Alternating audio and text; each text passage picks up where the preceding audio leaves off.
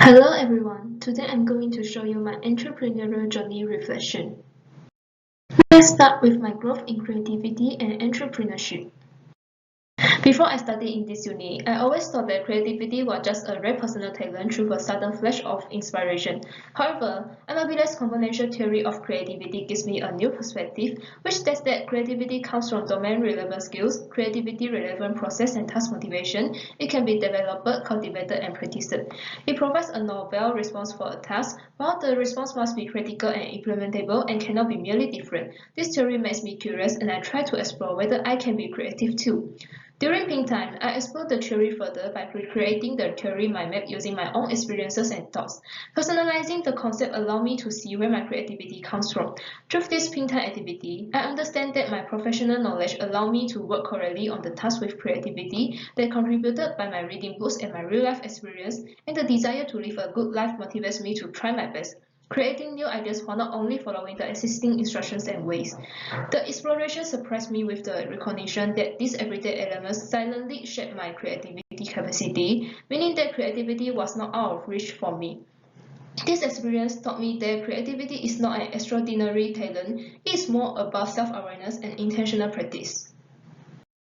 I initially thought that entrepreneurship was just a concept about making money in new ways. I'm not going to be an entrepreneur, so this concept is not relevant to me. However, the instructor told us that entrepreneurship is a thinking skill that will improve our performance with creativity, strongly benefiting us in the future. To develop our entrepreneurship, we explore the design thinking process, applying all principles in the group work, recording the work progress and our reflection through every group portfolio. It provides a clear structure and sequence for task implementation, teaching me how to generate creative ideas and verify their feasibility step by step, showing me the situations that I had overlooked previously. When I started a project, although I had planned comprehensively and discussed with others, I only demonstrated the whole process in my mind, including the possible effects and uncertainty. While the prototype phase gives me an idea, which is communicated to the target audience by showing my plan, receiving feedback, and developing the current work.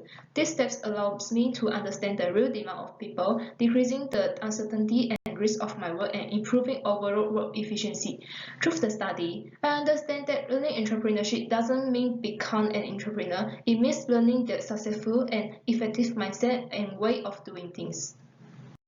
Starting from my university career, I have always been taught that we should write objectively and avoid personal feelings such as what I thought and what I felt. However, this unit encourages us to express our feelings while not only doing academic research and writing, especially during pain time and the creativity assignment.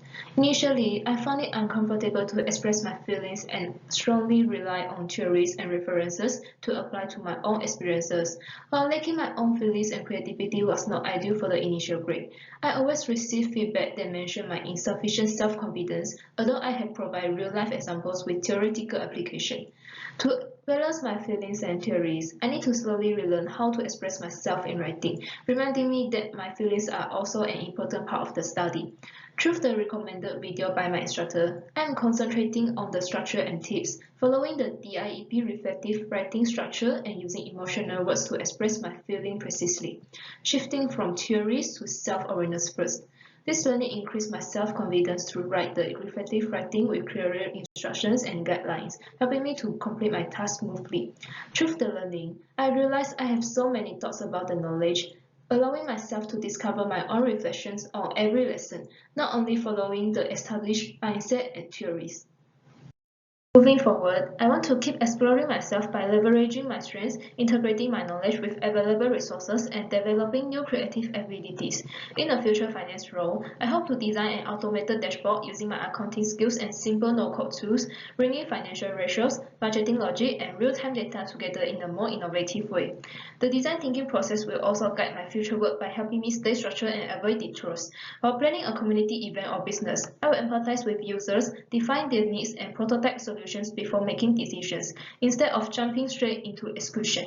Lastly, reflective writing has strengthened my self-awareness, emotional understanding, and communication. In future team projects, instead of suppressing emotions or avoiding conflict, I will express my thoughts openly, explain how pressure affects my decisions, and encourage others to share as well. From now on, I will keep going on thinking and self-awareness with enjoyment, collecting feedback from others to reflect and improve myself. That's all for today. Thank you.